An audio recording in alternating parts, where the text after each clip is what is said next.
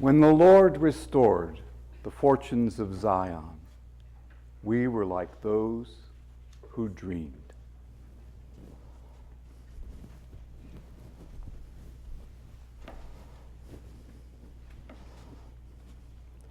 Look how good and how pleasant is the dwelling of kindred together, like goodly oil on the head, coming down over the beard, Aaron's beard, that comes down over the opening of his robe, like Mount Hermon's dew that comes down on the parched mountains. For there the Lord ordained the blessing, life forevermore. Welcome, everybody. Nice to be here. Nice to see you here. A couple of things to tell you in advance. Immediately after service, we will have a congregational meeting for the election of 2 new officers. For that purpose, we need a quorum. If all of you actually stay, we have a quorum easily. If you have to go, please pay attention to how many people you are leaving behind. We need 23 persons for a quorum. Also, following that meeting, there is going to be not a full-blown coffee hour. We're not there yet, but a gathering in Memorial Hall to which you are invited to stand around or sit around and snack and talk about how nice it was to be back in here. I hope you'll come to that as well. Will you please stand as you are able? And I forgot one thing. The offering still isn't normal yet either. The offering is still in the back like it has been. Will you please stand as you are able and join me in the call to worship? God is our light and our salvation. Whom shall we fear? God is our shelter and refuge on the days of trouble, and our hope and joy on the days of celebration. Day after day we seek God's face and the assurance of God's holy love. O God, do not turn from us or hide your face from us. Be our guide and our light. One thing we ask of God, that we may live in God's dwelling place all the days of our life, and never cease to behold the beauty of God's home. let us worship with thanksgiving. God is among us and within us. Thanks be to God.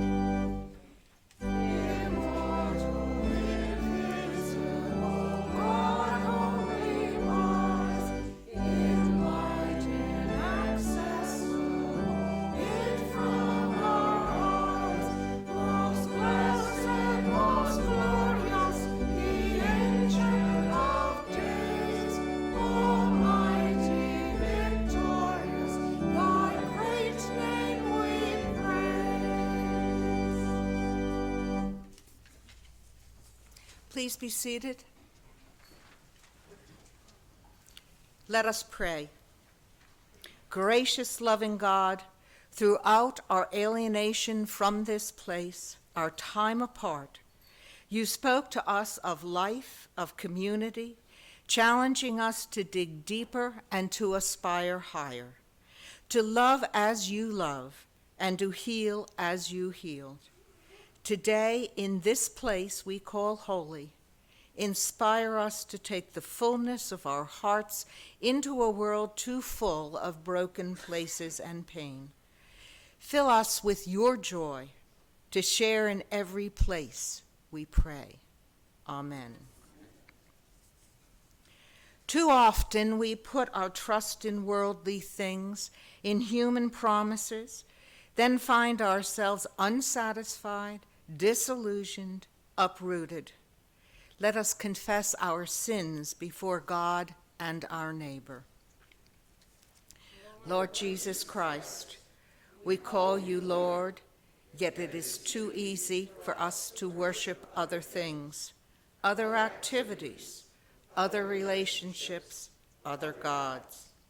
You tell us we cannot serve two masters, yet we spend more time focusing our energies elsewhere, diverting our time, our energy, our money, our attention away from you.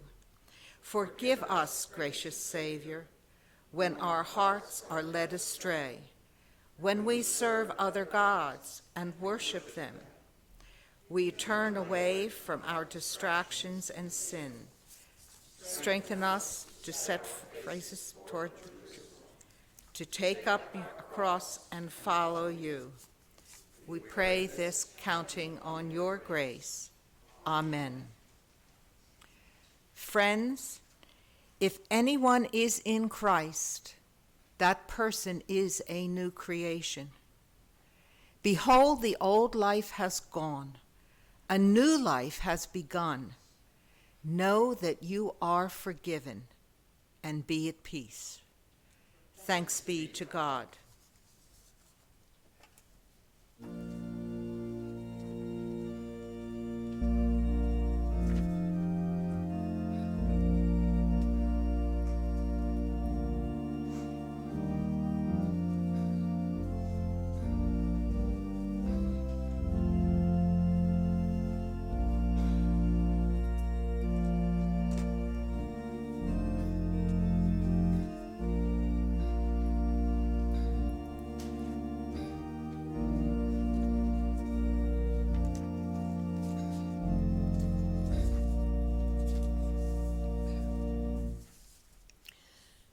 Good morning.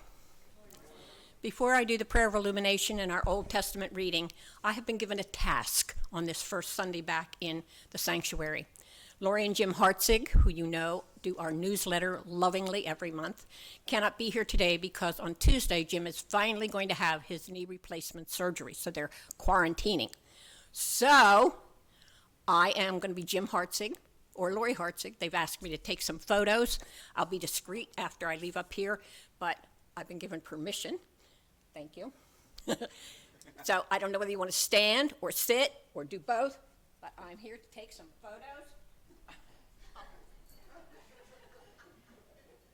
Okay, let me get my camera going. I am not Jim Hartzig, trust me. He'd have his tripod and everything else. All right, are we ready? Say cheese, hamburgers, or chips, or whatever makes you happy. Happy.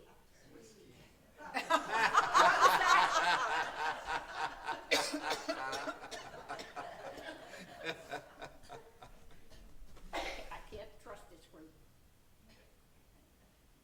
All right, I'll be sneaking around between prayers and trying to be discreet.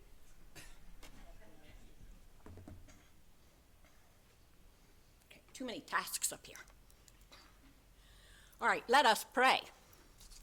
God of call, God of transformation, God of the Lenten journey, help us to discern your still, small voice. Open us to change and to growth, that we may walk with Christ. In Jesus' own name we pray. Amen.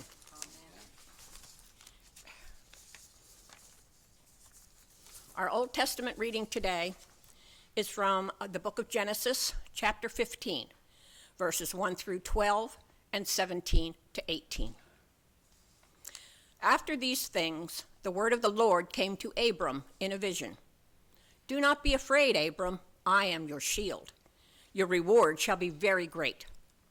But Abram said, O Lord God, what will you give me? For I continue childless, and the heir of my house is Eleazar of Damascus. And Abram said, You have given me no offspring, and so a slave born in my house is to be, I've got it. You have given me no offspring, and so a slave born in my house is to be my heir. But the word of the Lord came to him, This man shall not be your heir. No one but your very own issue shall be your heir. He brought him outside and said, "Look toward heaven and count the stars, if you are able to count them." Then he said to him, "So shall your descendants be." And he believed the Lord, and the Lord reckoned it to him as righteousness. Then he said to him, "I am the Lord who brought you from Ur of the Chaldeans to give you this land to possess." But he said, "O Lord God, how am I to know that I shall possess it?" He said to him, "Bring me a heifer 3 years old, a female goat 3 years old, a ram 3 years old, a turtle dove, and a young pigeon." He brought him all these and cut them in two, laying each half over against the other. But he did not cut the birds in two. And when birds of prey came down on the carcasses, Abram drove them away. As the sun was going down, a deep sleep fell upon Abram, and a deep and terrifying darkness descended upon him. When the sun had gone down, and it was dark, a smoking fire pot and a flaming torch passed between these pieces. On that day, the Lord made a covenant with Abram, saying, "To your descendants I give this land, from the river of Egypt to the great river, the river Euphrates."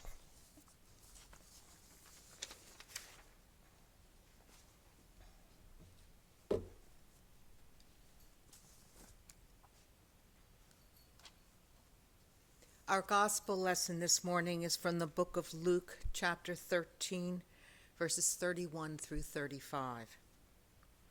At that very hour, some Pharisees came and said to him, "Get away from here, for Herod wants to kill you." He said to them, "Go and tell that fox for me. Listen, I am casting out demons and performing cures today and tomorrow, and on the third day I finished my work.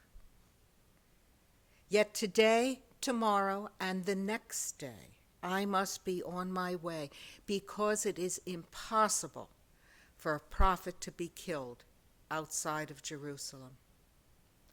Jerusalem, Jerusalem, the city that kills the prophets and stones those who are sent to it. How often have I desired to gather your children together as a hen gathers her brood under her wings, and you were not willing. See, your house is left to you, and I tell you, you will not see me until the time comes when you say, 'Blessed is the one who comes in the name of the Lord.'" This is the word of the Lord. Thanks be to God.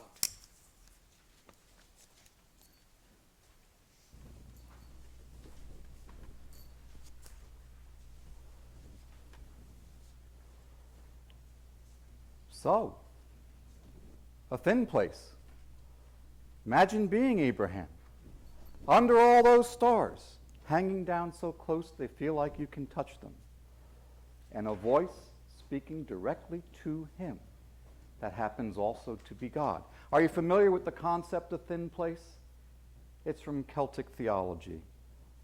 We're in one right now for almost everybody here. A thin place is where you can feel the weight of and the presence of all those who have passed through and have left something of their spirit behind when you go there. A thin place is a place where it feels like the boundary between heaven and earth, an artificial boundary that God is going to do away with. It feels like that boundary is only this thick. There's Abram, listening to God say, "This is all going to be yours. I'm the one who's leading. I'm the one who's guiding.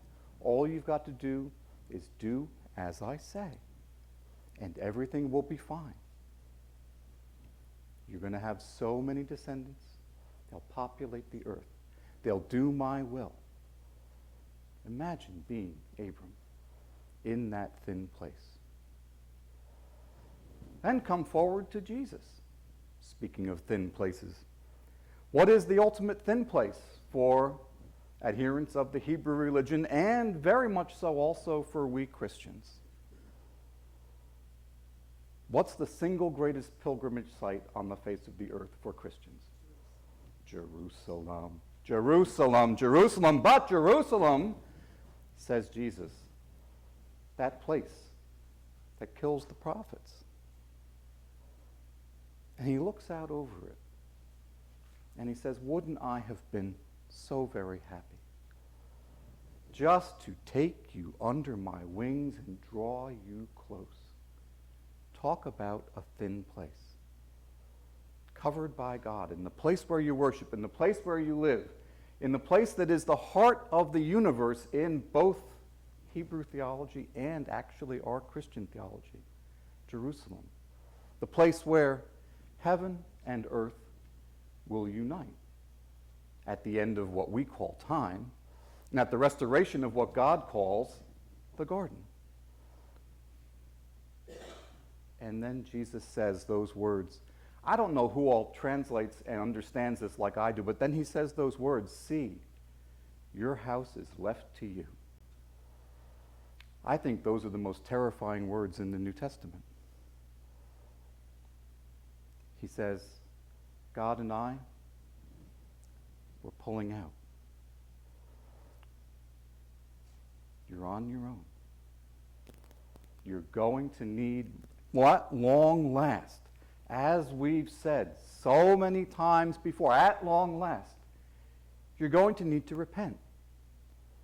And you're going to need to be the people you were made to be. And now, here's this distance, this darkness.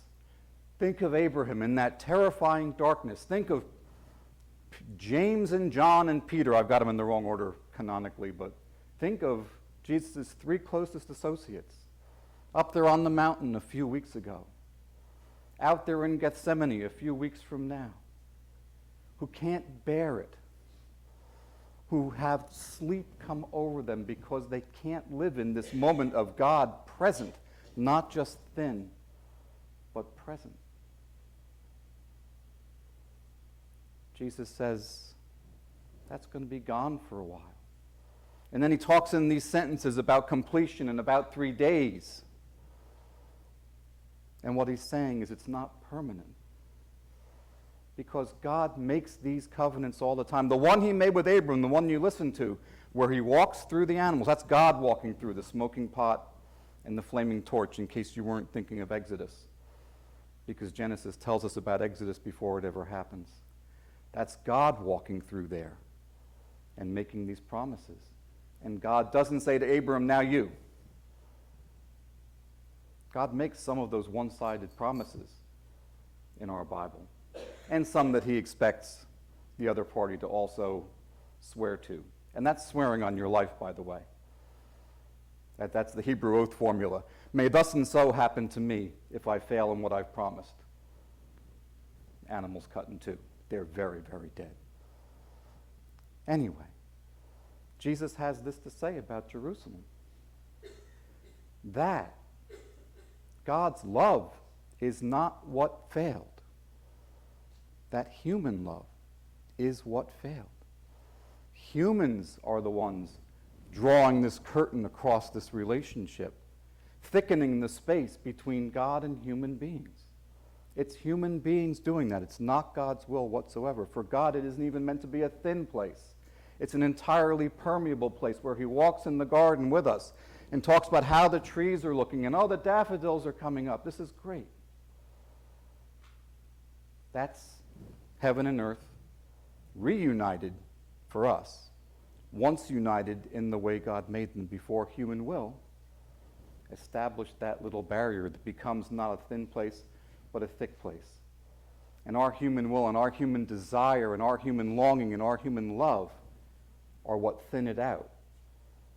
And in places like this place that we love, where we remember all those who went before us who also loved God, who touched these bench backs, who sat on these cushions, when we remember them, we thin out the space between us and God also. It's why we love this place in particular. But I'm going to be little bit prophet, standing here in this place that we're also happy to be in. Remember what happened. Don't forget what happened. It's possible for us to put space between ourselves and God wherever we are. It's not the place. It's the us. It's the heart. It's the will. It's especially the desire. God's desire for us is that we flourish, but not that we flourish as individuals seeking a high spiritual experience, going up on a mountain to meet a thin place. No, that's not what a thin place is for whatsoever. A thin place is to strengthen us, to build us up, to give us courage, to give us hope, to restoke our desire to go out from the thin place and demonstrate the one thin place, the heart. The heart that loves God. The heart that loves God through the neighbor. The heart that loves God through acts of service. The heart that loves God through acts of giving and caring and sharing. That desire is renewed in us in this thin place week on week for God's purposes. And God's purposes are not our individual flourishing. God's purposes are our flourishing together. I'm happy to be back in this place too. Love this place. Love this place. Touch this place. Remember who sat where. Remember who's not here. Dream about who's going to be here. Dream about who will touch these pews, who will sit on these cushions. Dream about the future, because the future is where God is coming to meet us. The future is the thinnest place of all, because it's the only one that we can enter. And God wants us to enter it. God wants us to enter that place where there's no longer any barrier, no longer any covering over everything, as Paul says in one of his letters. No longer any distance between us and God, but companionship, everlasting companionship. Welcome back to this thin place. Let your hearts, your minds, your souls, and your wills use it well, I pray. Amen.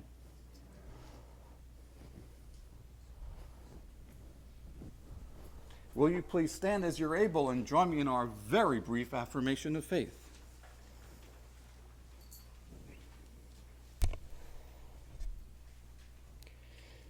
Lord, you have been our dwelling place in all generations.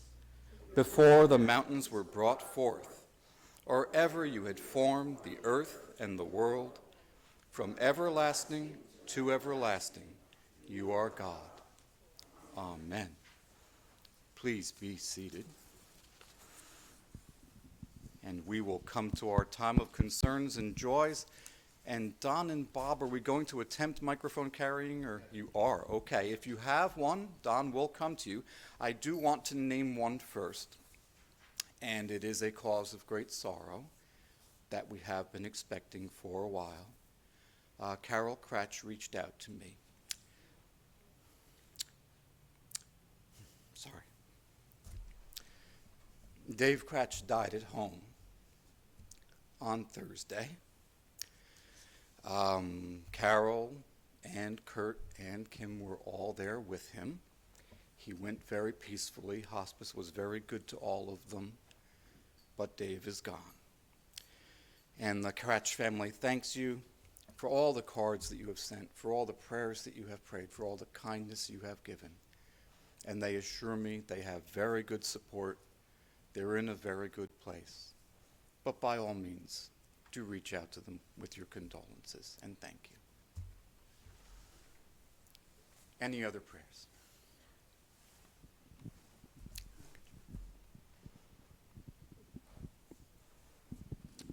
I, too, would like to thank everyone who has prayed for my friend Dot and their family.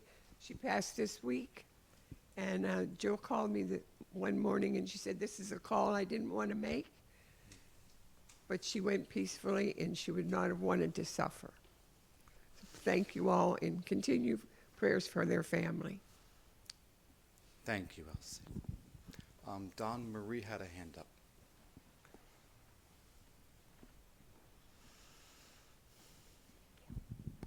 I just have a great joy. My granddaughter Emmy, who is 18, has just gotten word Friday from a colonel at the University of Maryland, or the Maryland ROTC. She's gotten a great scholarship, and it's going to pay like $18,000 a year, all her meals, all her dorm, all her books, and a lot of other stuff. And she's so excited because she's been wanting to do the Air Force for a long time. The only reason she didn't get the top scholarship is because she's not quite 5 foot tall. So she's too short to be a pilot. So it is the Air Force after all. So I'm very happy. We're thrilled for her. Great news, Marie. Anybody else?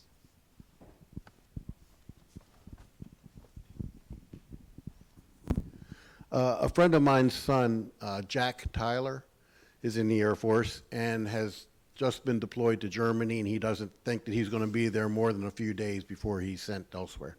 So please pray for him and all the troops over there. Absolutely, yes. And for the discernment of our leaders and for peace in Ukraine. Absolutely, all the time. Elsie, was there something else? I don't think I need a microphone for this, but I want to say hallelujah. Yes, we are all very pleased to be here, and that leads me to the prayer that I would like to close with, which is a prayer of gratitude and thanks. There were, yesterday, in the misery of the rain and wind and cold, probably 20 people here, friends, making sure this place was as ready as it could possibly be. Many of them are sitting amongst you now. I just want to say thank you to all of them, because you all know me well enough to know that I don't have every single piece of making it work in my head. But with all of us together, it feels like it's going pretty darn well. Let us turn now to God in prayer. Faithful God, in things large and small, we turn to you. We turn to you with trust. We turn to you with hope. We turn to you with yearning. We trust to you those whom we have lost.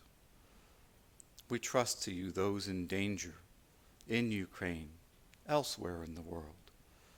We trust to you those on the migrant trail and on the refugee trail. Strengthen the hearts, minds, and welcome of those they will come to. Erase the thin place between them and be of good help. We come to you with thanks for the willingness to serve, both here in our congregation and in varieties of service, whether it's in our military, in our foreign service, here at home, working amongst the poor, working amongst children, working amongst the aged, working amongst those who are infirm. We thank you that there are so many people who long to express your love in those ways, who long to come as close as humanly possible, erasing the thin place, crossing over into your kingdom of love. Build them all up.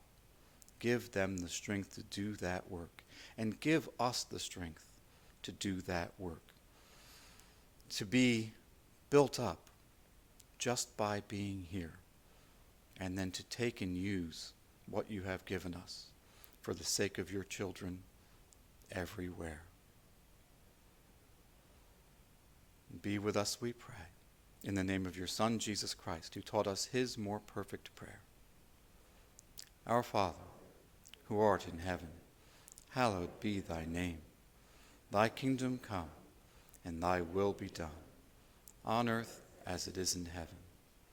Give us this day our daily bread, and forgive us our debts, as we forgive our debtors. And lead us not into temptation, but deliver us from evil. For thine is the kingdom, and the power, and the glory forever. Amen. Are there any missional things I need to mention before I call for the offering? Seeing none, O God, you are the source of love and compassion, such love as protects the least, the most vulnerable. You call us, especially through Christ, to join you in your great love. Friends, let us then offer what we have with thanks. I will call for the offering.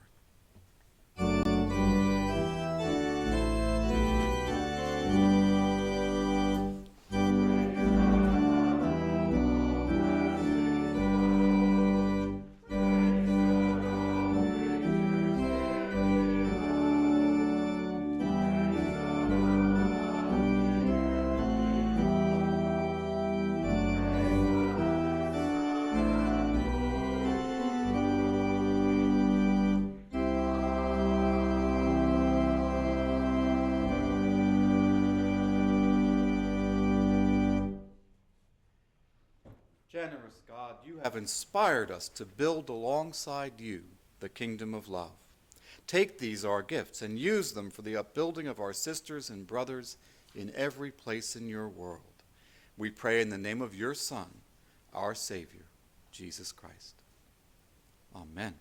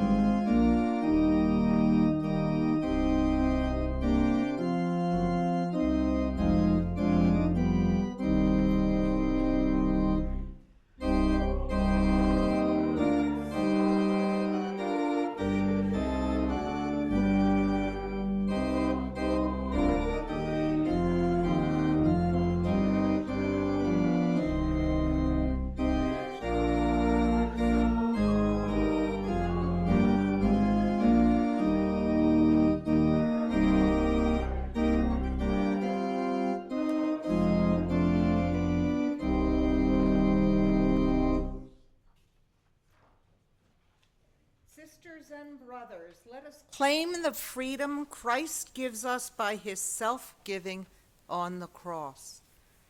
May he enable us to serve together in faith, hope, and love. Go in peace and serve the Lord. Amen. And friends, I don't know, if you are not a member, you're still welcome to stay, but please, those who are members and who are going to be voting for officers, do stay. I don't know if Pam or Marie is going to go over an open memorial, so if you don't want to stay and you do want to have a snack, feel free to go over to memorial. The rest of us will come and join you later. Now, I'm sorry, I'm saying be seated, and I haven't done the blessing. I apologize. And now, friends, I entrust you to God and to the message of God's grace, a message that is able to build you up and to give you the inheritance with all who are sanctified.